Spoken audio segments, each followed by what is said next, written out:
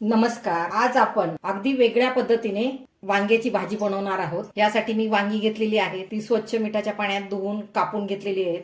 एक मध्यम आकाराचा कांदा बारीक चिरून घेतलेला आहे. मध्यम आकाराचा टोमॅटो बारीक चिरून घेतलेला आहे.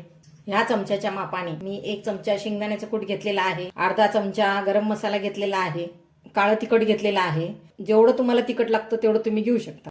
बारीक वाटून घेतलेलं खोबरं 2 चमचे आहे. त्याच्यानंतर मी कढीपत्ता घेतलेला आहे. अद्रक लसूण पेस्ट थोडीशी घेतलेली आहे. 10-12 लसणाच्या पाकळ्या होत्या आणि थोडंसं अद्रक, बोटाच्या पेरा एवढा अद्रक ते मी बारीक कुटून घेतलेलं आहे. त्याच्यानंतर मी कोथिंबीर ही बारीक चिरून घेतलेली आहे. हे 1 चमचा मी डाळव्याचं पीठ घेतलेलं आहे.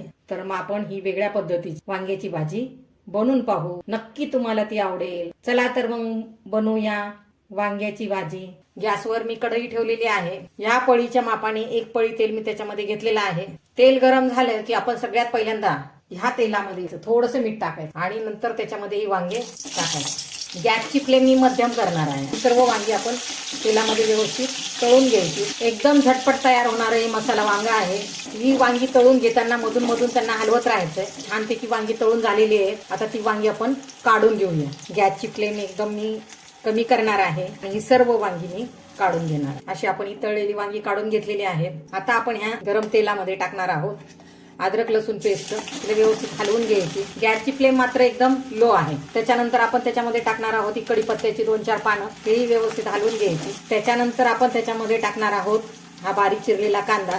मीठ चवीनुसार मी त्याच्यामध्ये टाकलं होतं म्हणून मी आता त्याच्यामध्ये मीठ टाकणार नाही. त्याला आता गॅसची फ्लेम मी मध्यम केलेली आहे. आता आपण याला व्यवस्थित खरपूस रंगाला या कांद्याला तळून घेऊ. आता आपण त्याच्यामध्ये वाटलेलं खोबरं टाकणार आहोत. पुन्हा परत एकदा व्यवस्थित हलवून घ्यायचं.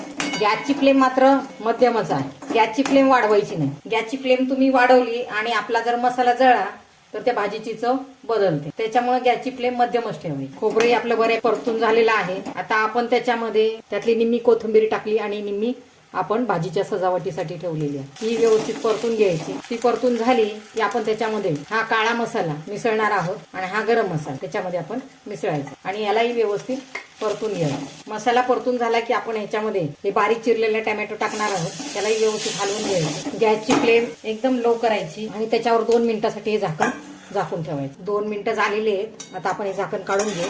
आता याला पुन्हा एकदा व्यवस्थित हलवून घेऊ.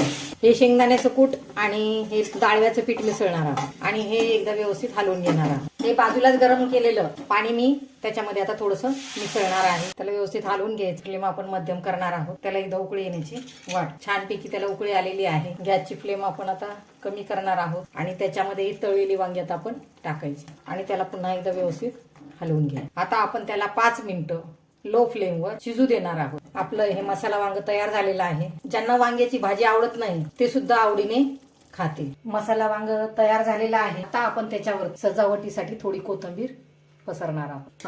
खूपच छान झालेली आपली भाजी. आपणही मी सांगितलेल्या पद्धतीने अशी एकदा वांग्याची भाजी बनवून पहा. अशाच नवनवीन रेसिपी पाहण्यासाठी माझ्या चॅनलला लाईक, शेअर आणि सबस्क्राईब करायला विसरू नका. धन्यवाद. तर नक्की बनवून पहा मी सांगितलेल्या पद्धतीने मसाला वांग.